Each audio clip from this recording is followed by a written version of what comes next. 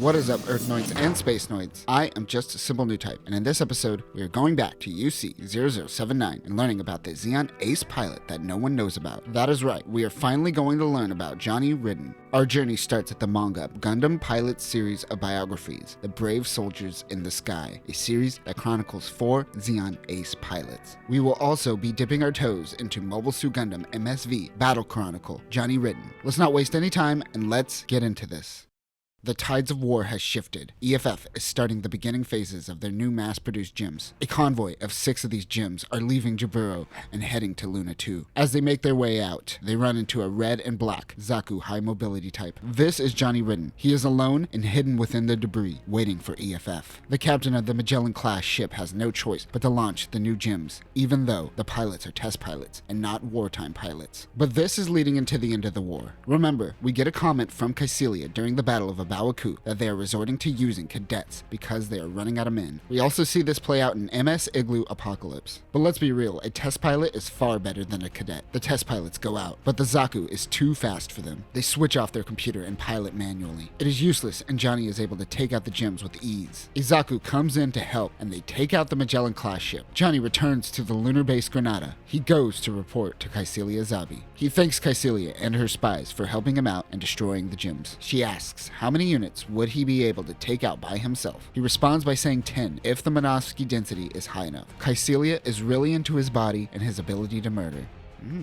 He heads to his mobile suit and looks at his unicorn logo. This triggers a flashback where his grandfather tells him that a unicorn will bring forth happiness and its heart can only be opened by a woman pure of heart. Not to be confused with Gundam Unicorn, which uses it as a metaphor for hope towards the future. UC-0068. The Principality of Zeon is formed at the hands of Degwin Zabi. In a neighborhood on Side 3, Zeon soldiers are harassing and assaulting citizens over land disputes. A young Johnny Ridden sees this and wants to protect his neighborhood, but a lady tells him to move. Of course he can't help himself and gets involved. As they fight, a young girl comes over and yells at the Zeon soldiers. She says she should feel ashamed of themselves as Zeon soldiers and that government officials should be present during these land seizures. The Zabis have to make stealing as official as possible, I guess. This is a young Kycilia Zabi. She helps Johnny up. Later that night, Johnny and Kycilia dance. She tells Johnny that Zeon has more honorable soldiers willing to lay down their lives, unlike what he saw earlier. In UC-0078, at the age of 22, Johnny volunteers for the National Defense Forces. Now it seems that the National Defense Forces are completely different from the Zeon Military Academy that Char attended, but who cares? They will both end up in the same place. But if it was the same academy, then Char and Johnny would have indeed crossed paths. As we know, the 1-year war begins and the Battle of Loon takes place. During this battle, Johnny is able to take out 3 small Salamis-class ships. Rear Admiral Kycilia pulls back and lets Dozel handle business. Back at base, a teammate asks Johnny what his unicorn symbol means. He seems excited about telling him, but then stoically says it represents Her Excellency, Kycilia. He is clearly hiding something. Later in October of UC-0079, Johnny Ridden is testing out the new Gelgoog and is loving it. He is now a part of Kycilia Zabi's elite pilot force, the Chimera Corps. Johnny stares at his unicorn symbol on the Gelgoog and zones out again. As he is looking at the unicorn, they get news that Solomon has fallen and General Dozel was killed in action. Kycilia gathers the Chimera Corps. She intends to head to Baoku as she expects that is where EFF is making their push. She plans on heading out, but before she does, Johnny gives Kycilia the unicorn coin that his grandfather made during his flashback.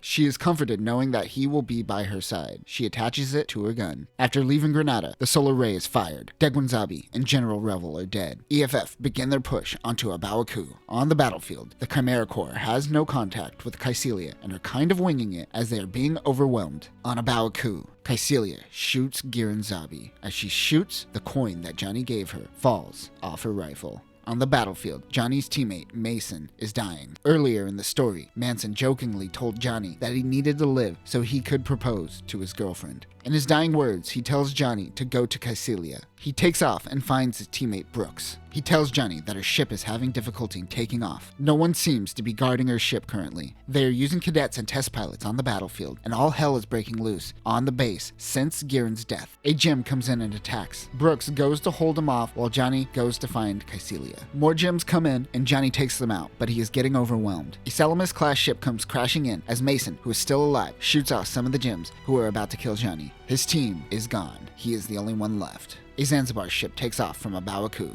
Johnny is happy, but he sees more balls and gems approaching him. He gives it his all and sacrifices himself in battle, because, in his mind, Kycelia made it off the base safely. Little did he know that Kycelia was already dead at the hands of Shar Aznable.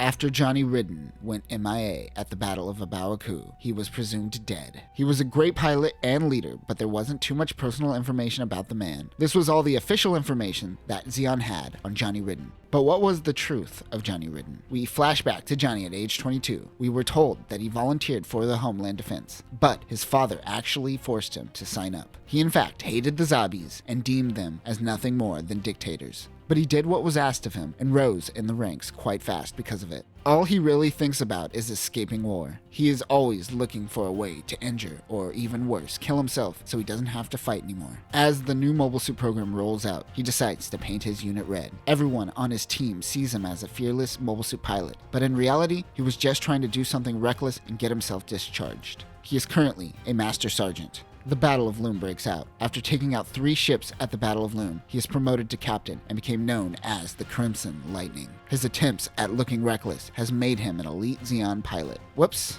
Until one day he met Char. Officially, the two have not met, because during an event, Johnny came up to Char and says out loud how much he hated the Zabis in public where there were cameras. So officially, that meeting never happened. This is when he was assigned to Granada with Kycelia. Before the final battle, Johnny returns to Side 3, his home colony. He enjoys the peacefulness that you find from a farm on a colony. Johnny runs into Tiki Tornia, an old friend, and tells her that Solomon fell and this war is drawing to a close. All Johnny wants to do is run away. Tiki says he used to preach the ideals of peace amongst the colonies and wonders what happened. He tells her that war is hell, and he recalls Operation British and the colony drop on Australia. He says no matter how much he wants to run, he finds himself fighting when faced with death. As he leaves, he wonders if Tiki even understood anything he was trying to say. We then cut back to the Battle of Abawaku. Johnny is floating in space after his Gelgu was destroyed in battle. It seems that he was destroyed by a mysterious green mobile suit.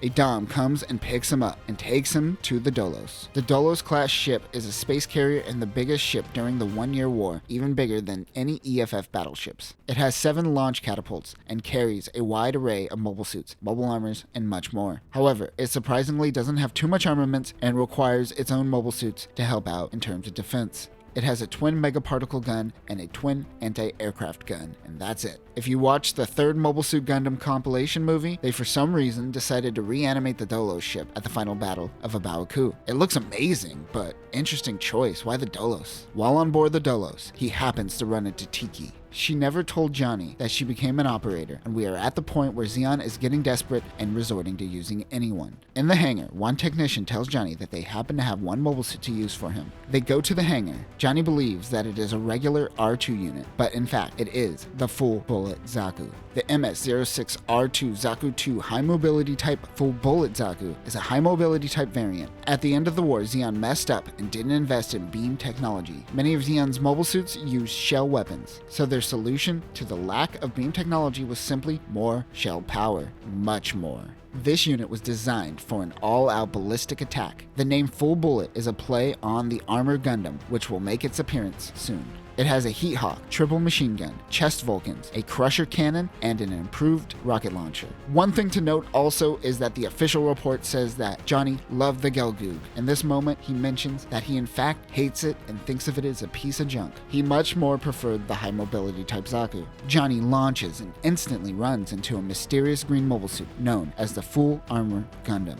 The FA-78-1 Full Armor Gundam is a variant of the RX-78-2 Gundam. During the war, EFF created the Federal Suit Weapons System Plan, or FSWS plan. This was a heavy weapons plan designed to evolve from the original Operation V. From this would come a few new mobile suits, like the Full Armor Gundam and the Heavy Gundam. This unit would feature an advanced firepower as well as a propulsion upgrade that were intended to be added to the RX-78-2. All the extra modular add-ons would make the mobile suit as powerful as a battleship. This and many of the mobile suits from the FSWS plan will be swept under the rug and never officially launched. Full Armor Gundam has a 60mm Vulcan gun, a 360mm rocket cannon, missile bay, twin beam rifle, beam saber, and a shield. This unit is also equipped with a core block system. We will also see E.O. Fleming and Mobile Suit Gundam Thunderbolt pilot this unit. Johnny and the Full Armor Gundam engage in battle. Lots of firepower is being exchanged here. During this time, Tiki launches on an escape pod, fleeing from the battle. Johnny goes in and attacks the Gundam. He is stopped, and a giant cloud of smoke and space arises? The full bullet comes out of the smoke and attacks the Gundam. It is now missing a left arm. The fight continues. The two get close to one another. Johnny's full bullet has a blade on its head fin thingy. He does a headbutt right into the Gundam's face and splits it in half, causing a giant explosion. Tiki assumes that Johnny was killed in battle. However, Johnny is quite alive, and he is annoyed as he drifts out into space.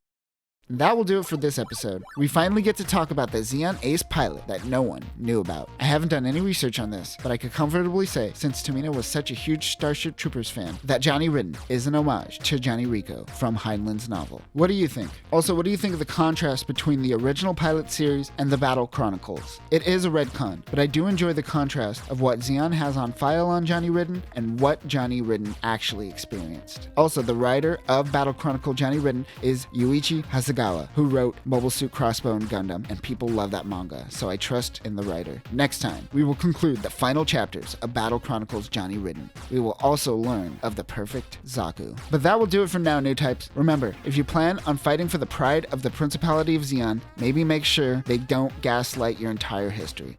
Peace.